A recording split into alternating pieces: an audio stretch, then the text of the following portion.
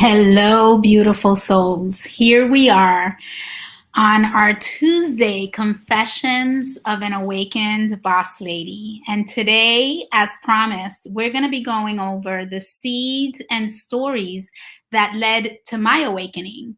As I've promised, we will have 1 week where we bring in a guest and we can get some nuggets and some gems from other women's experiences and paths that they've walked through. And then we'll have an opportunity in between those weeks where I get to come in and share with you the pieces that have led to my awakening and, the seeds and the stories that were part of my road to this version of me. And I've kind of picked a really I feel like it's a fun way of doing this. And the first thing I want to do is bring in one of my grandmother's saying, my abuela tata. Her name was Altagracia. And I want to bring in her sayings because she brought me up and really brought into my belief system a lot of who I was and who I am today. And I want to do it in a way of honoring her and honoring her desire to do the best she knew how. And I also want to bring in her way of communicating during those times that she was bringing me up. As I've shared a little bit, my grandmother came into New York at about the age of 65 just to take care of me as a baby and to help my mother and my dad to move forward in life and have someone that they could leave us, me and my brother, with that they trusted. And my grandmother was a beautiful, wise, old soul. And I know today that she was not just an old soul because of her age during that time frame, but because of the knowledge and the wisdom that she just evoked in just being in her presence. One of the things that I love sharing about my grandmother is that she never learned how to read or write. And even with those limitations, she was very resourceful, very agile. She was a very smart businesswoman.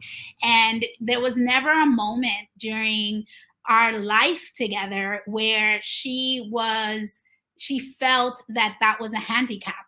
Like, she had so many ways of just getting her point across and sharing her thoughts and being very efficient and concise with her messages. And that's something that I feel was beautiful because she never made the limitation of maybe not having access to a huge vocabulary limit her from really being like poignant in her messages. So today I bring you one of her sayings that I grew up with, and this is one of the ones that I feel brought in some limitations, right? And I want to share the ones that were expansive, and I want to share the ones that were limiting so that we really have a transparent conversation around the different conditioning, circumstancing, and even multi-generational chains that we may experience as we're being brought up, right, by our loved ones and cared and people that care for us.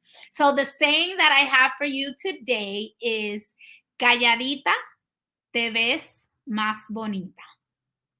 I'm going to repeat it because I love the way it just sounds in my system when I hear it.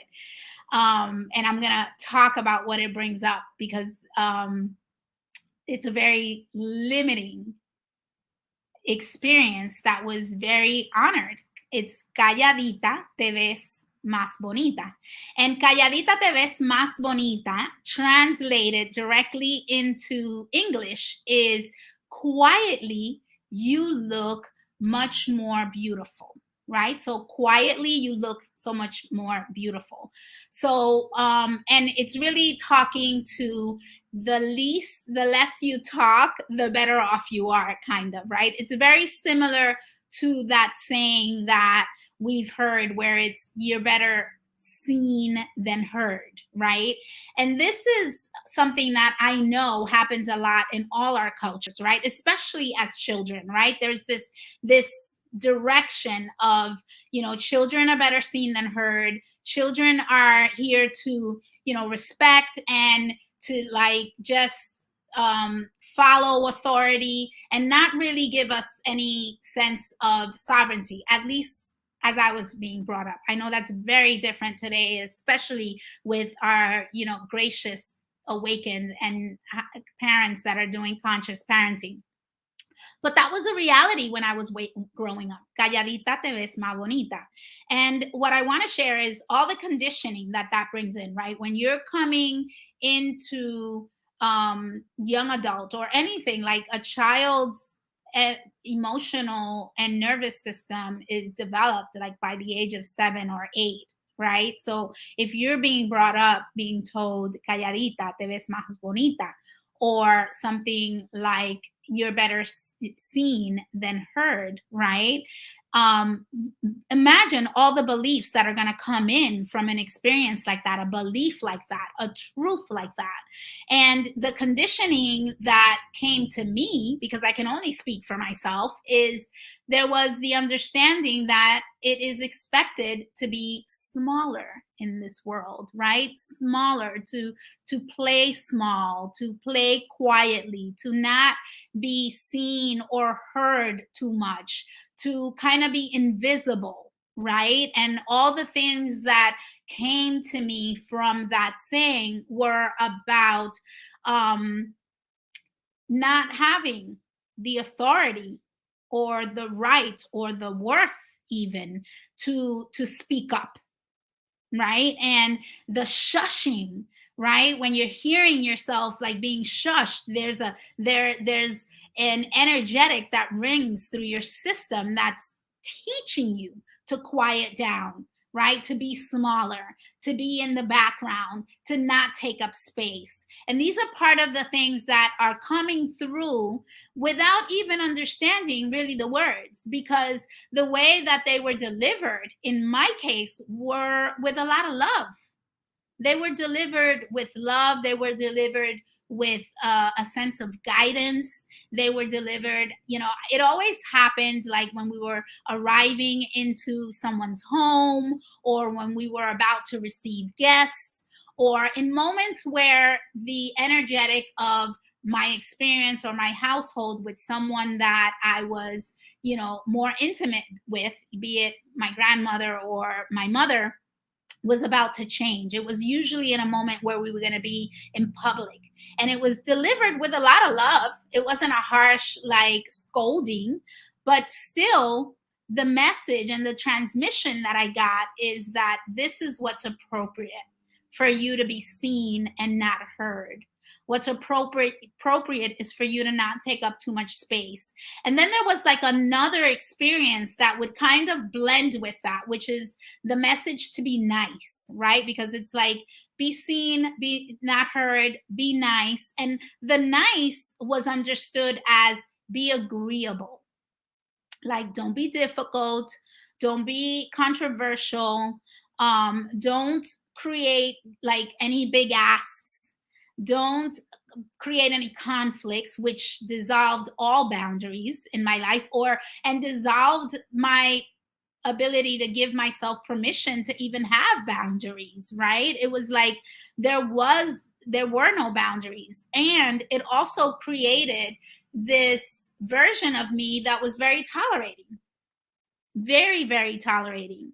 And then what I started to see about myself as I woke up within this belief and started to kind of feel what the residue of that belief was in my system, was that I was in wrong relationship with power. I would only give myself permission to either be super angry, like a tyrant, right? Like blowing up, right? Or I was a people pleaser, where it was about tolerating and letting things just go, because the message that I got was that speaking up, having boundaries, taking a stand for myself, asking for what I want, all of those pieces weren't accepted, right? And then what got even scarier and started to perpetuate on like not being able to show up as my authentic self is like now when I was getting angry or taking a stand for myself from a place of like being demanding, right? The message that I was getting from socialization and culturalization and the circumstances that I was in was, oh, she's a bitch, or she's an angry Black woman, right? And all of these things were very confusing, and other ways in which my power was being taken away from me and not something that I could allow myself to step into because they were deemed all these bad things. Because I understood being in my power was force, right? And getting angry and being demanding and becoming right like that bitch, right? Or stepping away from the thing entirely and just accepting and being agreeable and being soft spoken, right? And depending on the situation and the people involved and the level of trust or love that I had for those people, I can go in either direction, right? And being in right relationship with my power is about being able to take a stand for myself, being able to understand and speak up for myself and know what my yeses and my nos are, without it having to do with what someone else's expectations are of me, and then being able to show up authentically in that and take up space and really just create the ability to communicate what I wanted, what I desired, what I needed without having to go to anger,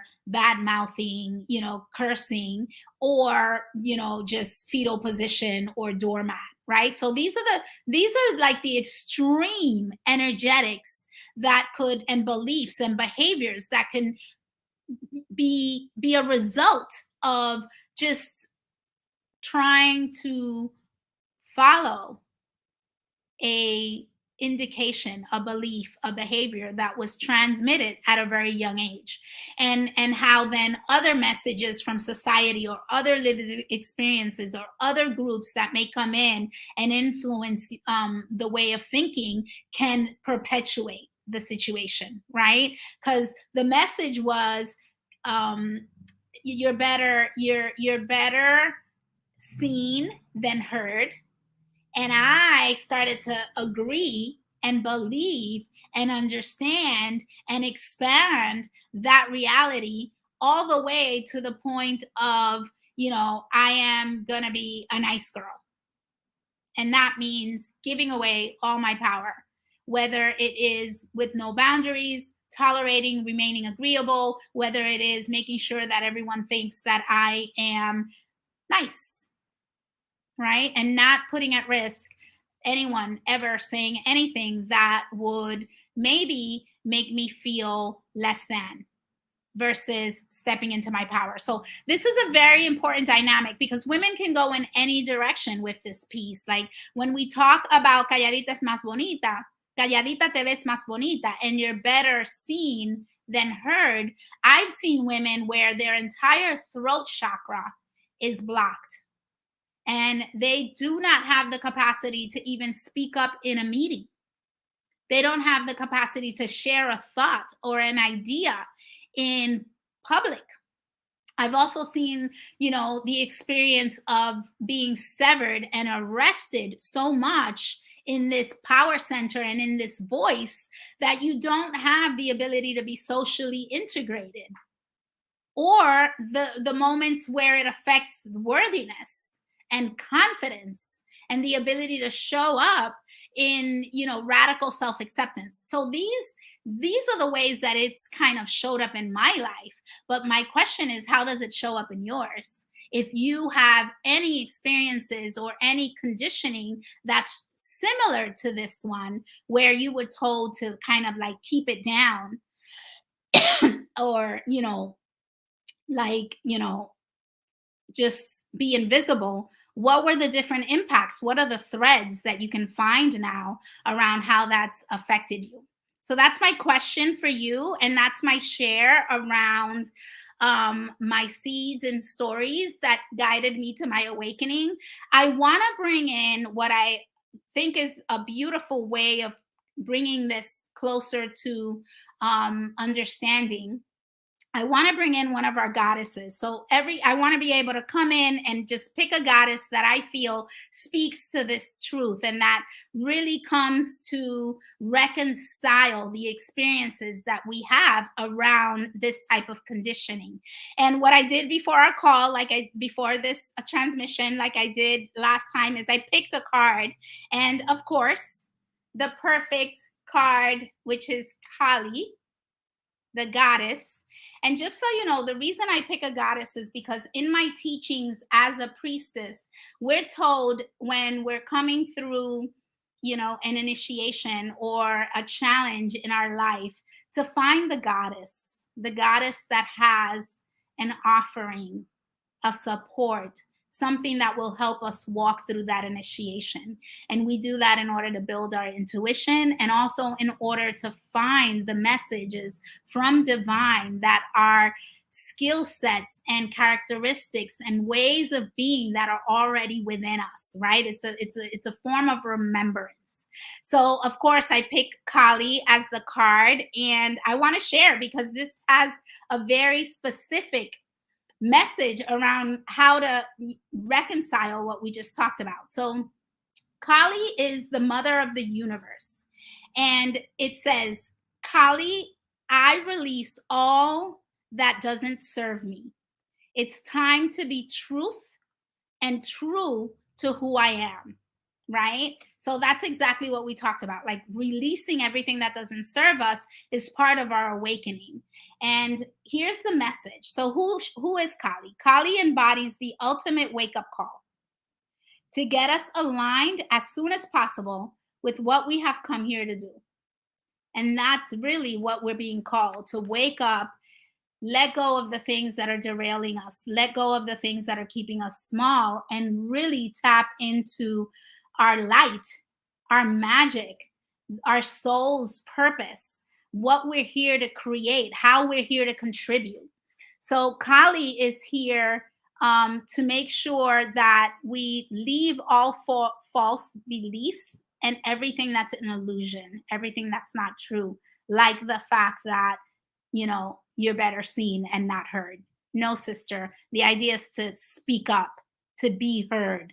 We want your voice. We want your contribution. We want your authenticity. We want your radical way of being and truth telling, right? I'll tell you more what Kali says here.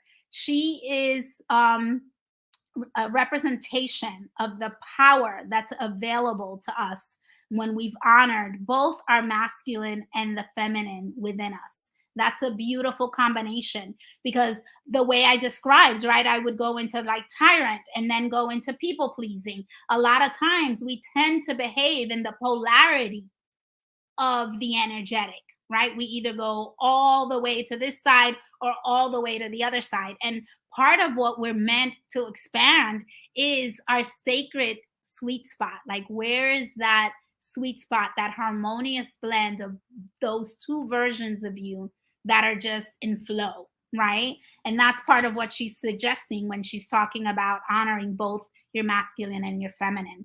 The other thing is, she can cut through illusion and grant us the reality our soul came to manifest. Your soul cannot become um, the version and create the things that it's meant to create in this lifetime unless we are wings wide open, right? Flying high, and taking on all the elements of our highest trajectory and desire, right? So Kali doesn't want us to waste another precious second being someone we are not. And a lot of our conditioning has led us to take on masks, to take on personalities and sub personalities and roles that we feel we need to take on in exchange for acceptance, for belonging, for love, right? And that is not serving us. So that's part of what Kali, this goddess, is teaching us. Kali wants to sever the ties our ego has made out of fear or out of false belief that we don't deserve better or more. This is the worthiness piece, right? When we feel that we don't deserve more, we contort ourselves. We, alienate ourselves, or just dismiss or bypass our true desires, our truth, what we really want, in order to, meet other people's expectations or fit in, or all the things that help us, step in to a version of us that is not our truth. So I'm going to leave you with the message that I think would be a powerful thing to think about during this transmission, and that is, what is falling away from your life right now that no longer serves you? What can you see is expired? What can you see is no longer serving you? What can you maybe put your finger on that's keeping you small? And just set the intention to release and to let go. Sometimes it's harder and to do, but if we see it, which is the awareness piece, and we can set an intention to be shown how to let go of these versions of us that are expired, that are derailing us, that are no longer serving us, the teacher, the mentor, the way, the possibility will show up. The pathway will show itself, because the minute you have the awareness, you already know too much, and you already know that you're not, interested in living out in this way. So that is my seeds and stories to my awakening, sharing my story, sharing how it showed up for me, sharing the evolution that I've stepped into after having been that version, and now always coming into saying yes to ever changing. And I'm sharing it from where I am right now, knowing that even at this moment, I'm already changing. I'm already evolving. I'm already growing. So I offer this to you as an opportunity to invite you into this conversation and into creating these types of awarenesses in your life. So have an amazing day. Thank you. And I'll see you next Tuesday with my next guest. All right.